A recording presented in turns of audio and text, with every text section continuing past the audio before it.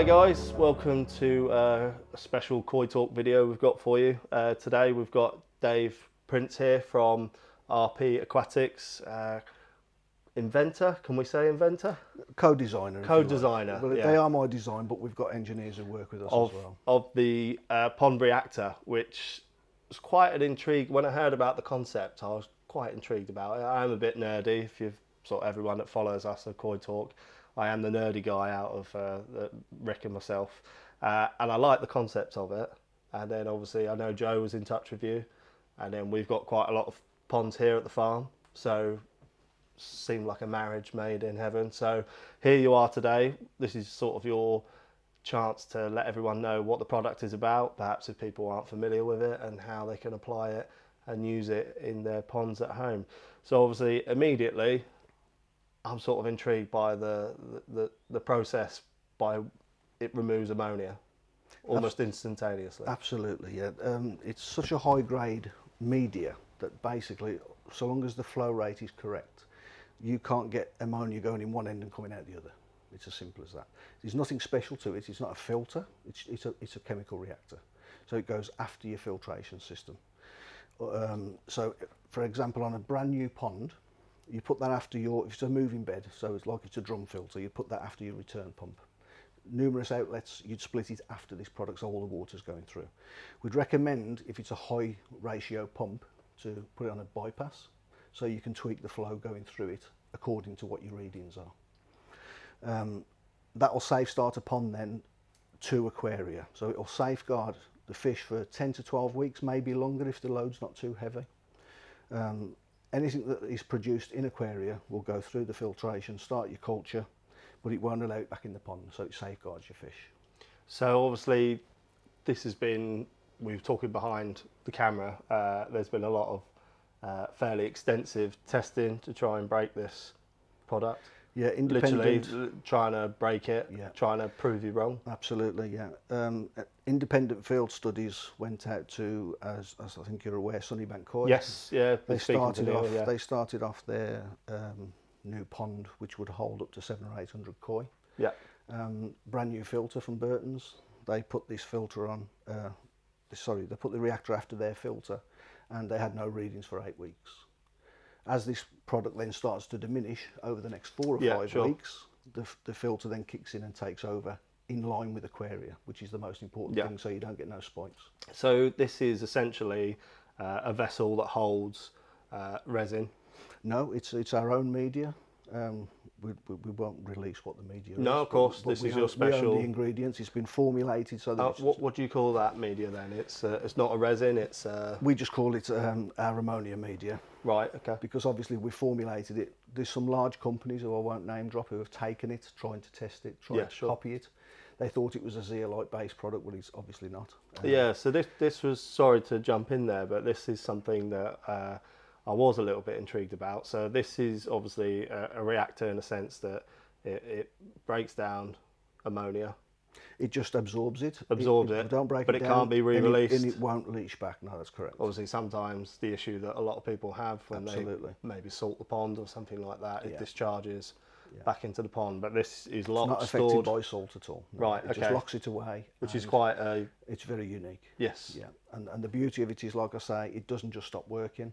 The natural transition, when it starts to diminish, the natural transition from the filtration system allows you a safe transition without an ammonia spike. Because I know a lot of dealers, obviously, I was telling you, I've been in the trade for quite a long time. When you bring in koi from Japan, for example, if we just apply this to a commercial aspect, let alone the hobbyist side for now, sterilise the pond, they don't want any traces of what's been in the pond.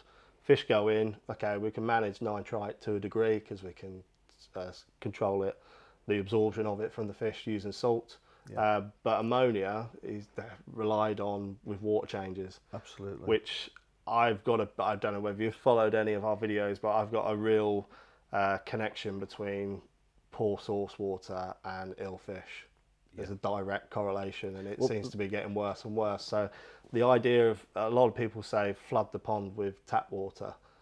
I'm not an advocate of that. These days you never know what's in the tap water. Yeah, correct. Yeah. And not just chlorine, but chloramines as well. Yeah. We're a very big issue now, a growing concern in the UK. And what people don't realise is if you have a product like catalytic carbon, which we do sell, Yeah.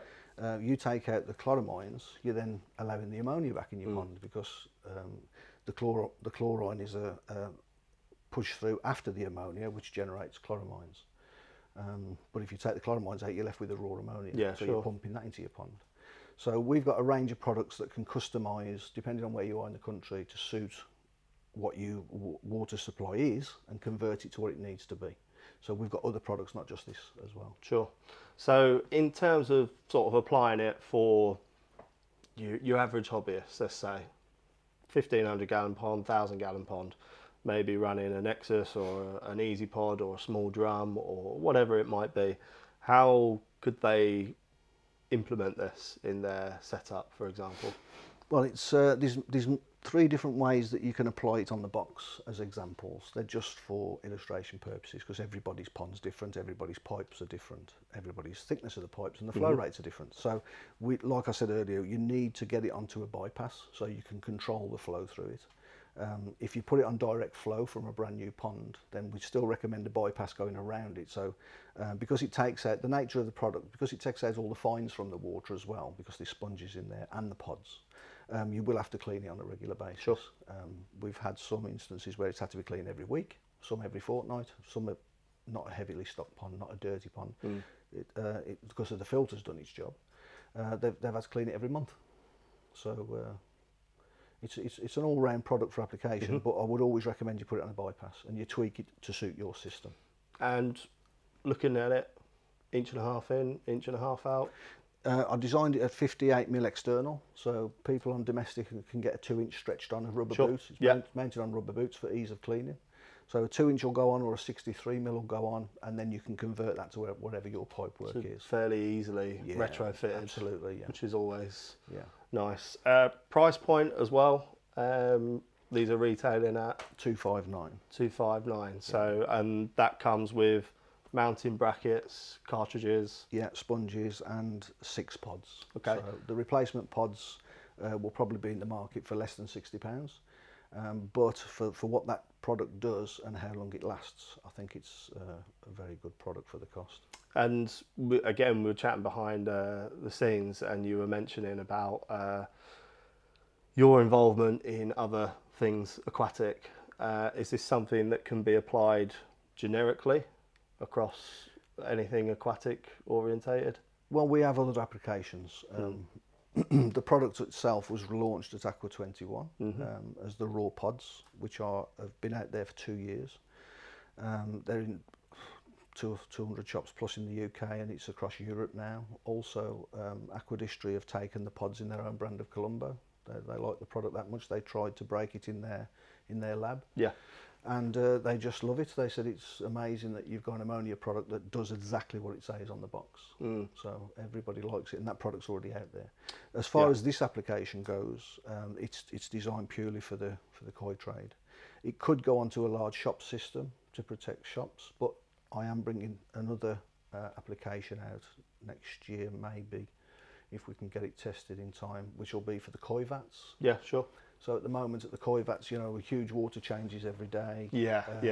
Air stones, pipes everywhere. It's a nightmare setting up, and then the guys have got the huge amount of water waste. Yeah. Where the new product will actually, it'll be like a quarantine system in effect. So the new application will take water in, take any ammonia out produced. So you're not going to get any nitrites or nitrates anyway. And as the water returns to the vat, it'll oxygenate the water as it goes back in. So you just literally need to plug it in. It'll be motorised. Yeah. And again, the magic product inside is the ammonia block. Yeah. So that's the key to all of this, everything. isn't it? It's unleashing this sort of new product. Yeah. And hats off to you from a personal point of view. It's not the easiest industry in the world to break into. Yeah, it's quite an established market. Not too many innovative ideas coming out, probably because of the size and scale that you can apply it to. So yeah, hats off to you for you're seriously invested in this product, aren't you?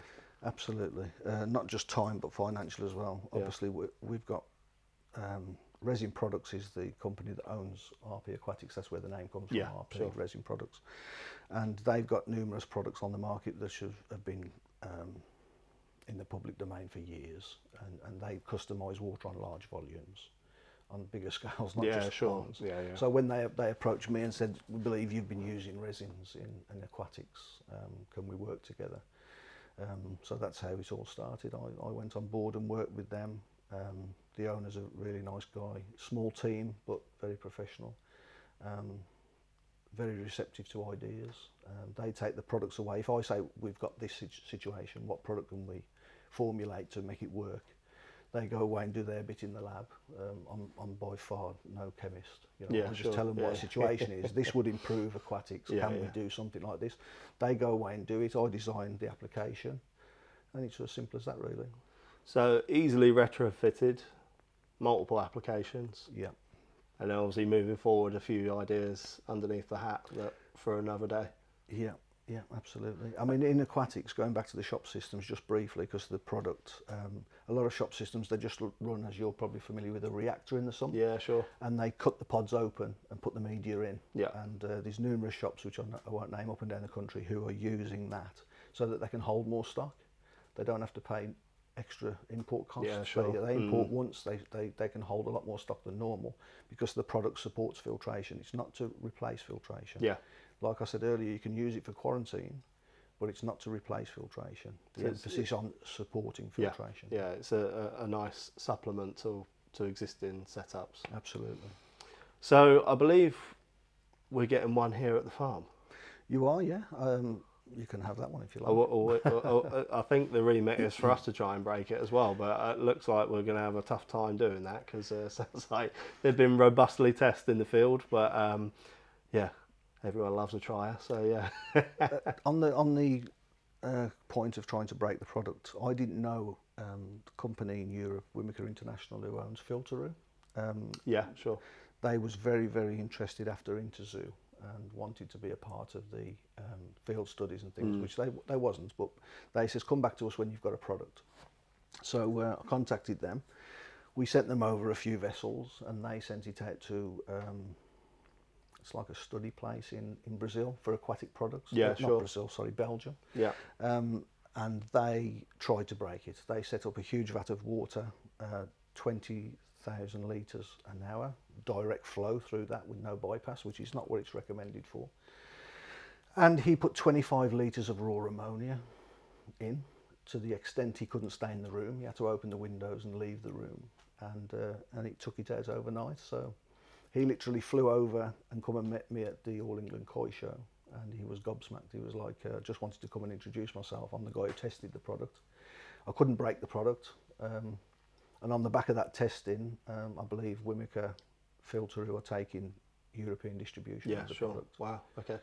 Yeah. So, you know, forgive me, we try and be as impartial with Koi Talk as possible.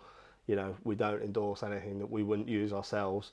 Sometimes when a product comes to market and it's a bit too good to be true, Absolutely. you forgive us for being British at that point, don't you? But yeah, obviously the cynic in us all comes out. But the key is to all of this is the cartridges. Absolutely. I mean, I've got an aquatic shop of my own, and I didn't even take part in any of the testing. Right, okay. Nothing at all. We wanted it to be impartial, totally independent, and all the field studies are available if anybody wants to see them, apart from the one in Belgium, unfortunately, because I didn't even know that was taking place. No, yeah, sure. They just sprung that on us. But I guess when you're conceiving a product, the best case scenario is people coming up and saying hats off. Absolutely. Because it's not as if the struggles with ammonia is nothing new to the aquatic industry. This is since the day of keeping fish inside out of a lake sort of thing. It's been a real struggle for a lot of people. Commercially speaking, that's one issue. From a hobbyist perspective, how many needless losses of fish as well? And not just the losses of fish. Unfortunately, I don't know what the stats are for the koi trade, but in aquatics, 72% of people give up in the first 3 months. 72%. If you look on any social media outlet or magazines or anything, the biggest aquatic product that is sold across Europe is second-hand tanks. And that's why I wanted this product to last 3 months. So they had to keep going back and tweaking it. Sure. Yeah, yeah. Because that doesn't just protect the fish while the filter matures, it protects the hobbyist. Yeah. It keeps the person coming back to the shop. Without saying test my water, they come back for another fish, they come back for a plant. Yeah. So it or retains, get more invested in the hobby because they enjoy it. Exactly. Yeah. And then again, you get that natural transition. So the filters mature. They've learnt in the meantime how to keep the tank, how to clean the tank, how and when to clean the filtration, and that product just looks after it. So it grows the hobby actually, because it keeps people in the hobby, and it stops a lot of fish dying. Like you mentioned, needless. which is the most important thing. I mean, funny enough, we kind of had a similar mantra when we started Koi Talk. You know, we knew we weren't really going to be retiring on this. Yeah, it's a serious business, but at the same time, the whole concept for it was retain hobbyists, grow the hobby. Absolutely. Something that we get so much love and passion out of, and then you see people going down the wrong path and getting frustrated and giving it up, and then, as you say, needless fish losses, which could easily be avoided. So yeah, I'm intrigued to see this in action. Obviously we're going to do a part 2 to this, so we're going to get it set up and then see how we go. If there's one place that feeds a lot, it's here. So yeah, I'm hopeful that we'll be having this chat in the not too distant future, and we'll all be giving it the big green light. So just on the point of application, if I may, also, of course, right. We have another product for April, May, June, when people start to get a bit of duckweed, blanket weed, algae, because the sun's up now, the temperatures change. We do a phosphate product, which again is a very long life product, so 10 to 12 weeks, which will help them get through that period. We also do a very high grade carbon, activated carbon, that goes in, so if people have to medicate the pond for whatever reason, if they run a 2-day, 3-day, 5-day treatment, we recommend that you run the carbon for 7 days afterwards and then discard the carbon. You can't leave them in, because we all know carbon will cut back. So there's that aspect of the application. It holds all the pods. And also, if you're not using any of the pods in the interim, you can use it with just the sponges in, and it will just polish your water. Just as a mechanical? Absolutely, yeah. On a skimmer even, after the return pump as a part of the maintenance system. Or if you do leave it on your filter, especially with moving bed, when the moving bed, the nature of it, you know, all the biofilm that chips off, unfortunately people don't realise the pond is always looking a bit foggy. Sure. If you have got that situation, this product will take all the fines out. But obviously, if your filter's not as good as you think it is, you'll clean it more often. Sure. Yeah. We've had people who have used it and gone, well, I don't really think it will do much for my pond. And they've says, gosh, I opened it after 24 hours. I was gobsmacked. Yeah, sure. And I can see right through my pond now. You know, it's that good. One of the intriguing things you mentioned there, obviously, we've both got a bit of a, well, you more so, Dave, but the aquatic background. So obviously, being a bit more familiar with phosphates from a marine side of things, it's something that really gets glossed over on the pond side of things. And obviously, this is essentially everyone that suffers with blanket weed, everyone that suffers with green water. This is something that really I don't know many hobbyists, if any, test for phosphates. That's right, yeah. And they wonder where the algae comes from. It's just not from the sunlight. Yeah. It has to have a food source. And what a lot of people don't realise as well, not so much in koi, but in aquatics, got to be careful what I say, I don't want to name drop anything. Let's talk about flake food in general. One of the preservatives for flake food is phosphates. Yeah. So a lot of people don't realise them pumping phosphates into the aquarium themselves. So overfeeding or excess food that gets pulled into the everything. This is all this sort of perfect storm scenario. Absolutely. So obviously sunlight with ponds is a big one. Obviously we know that. Typically what we do as hobbyists is we go, where's the sunniest part in the garden? Yeah. Let's put a pond there. But obviously, like you say, the indirect problems that people get with blanket weed, is that can be a real pain in the backside and quite a costly one as well. Well, yeah, the algae or the duckweed, blanket weed, it needs a food source, and it's predominantly nitrates and phosphates. Yeah. So if we can help in one way or the other, it's going to reduce that problem, isn't it? So all in all, yeah, versatile product. I quite like that. Innovative. Hats off to you, because I can only imagine the stresses and the difficulties in this day and age, trying to make a product for quite a crowded market. I think price point, you've kept it quite competitive. You know, hats off to you for that as well. I think to get any sort of filtration these days for under 300 quid is difficult, and this obviously we'll hopefully find out in the near future. It's a well added, well thought out product. Thank you very much. We're only dealing with main distributors. So the key distributor for our raw products, the pods, was J&K Aquatics. They, Yeah, you sure. know, shops, garden centres, they can buy this now through J&K Aquatics, and the price is set. And they monitor that, they manage that. So if anybody starts undercutting the market to protect the product, it'll be knocked back to them straight away. Same with SKS now, they've just taken on distribution for the koi Sure. centres, Yeah. large koi centres. So those will be the two main distributors in the UK. So if you're a dealer watching this video, most people in the industry will be familiar with both of those distributors. Absolutely. And the price is set, it's exactly the same with both. So there's no sort of there's protection for the dealer and protection for the hobbyist as well. Exactly, yeah. It's priced so that everybody can afford to have it, basically. Yeah, I like that. So yeah, I think we'll probably do a part 2, Dave, if you're Okay, happy with that. absolutely. And then yeah, we'll touch base and see if we can break the unbreakable. But yeah, thanks very much for your time, Dave, and yeah, we'll catch you on the next video, guys. Thanks very much.